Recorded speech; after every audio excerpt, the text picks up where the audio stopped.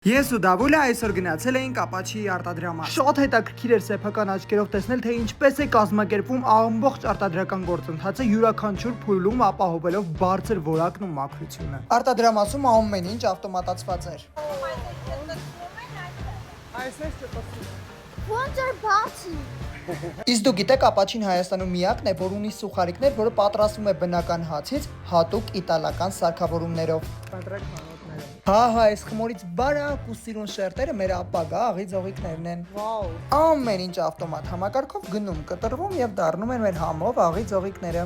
Գողություն են անում։ Կրեկերներ, երևի բոլորիս ամենահամեղ մասը։ Իսկ դուք գիտեք, որ Ապաչին ունի թանգարան, որտեղ շուտով սկսվելու են էքսկուրսիաները, այնպես որ մանրամասները ծանոթանալու համար գնացեք հետևեք Ապաչիի էջին, որ իմանաք։ Էքսկուրսիայի ընթացքում պատրաստելու եք թխվածքաբլիթներ։ Այս խաղի մասին է ասում, որ մենք հենց հիմա անբոքսինգ ենք անում։ Առանց տեսնելու հենց գլխավոր հերոսին Ապաչիին պետքա հավաքել։ Ասեմ Դավուլի ինձից լավ կարացավաներ, ես չէի կարում։ 1, 2, 3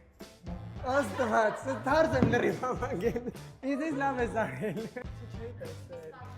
Պիստակի տարբերակը չէի տեսել։ Դե Ապաչին էլ ինձ Դավուլին ճանապարհես լիքը նվերներով։ Որ դասերդ նշում անես։ Երեխեքին հետ ես կտես ասես Ապաչին է ինձ տվել։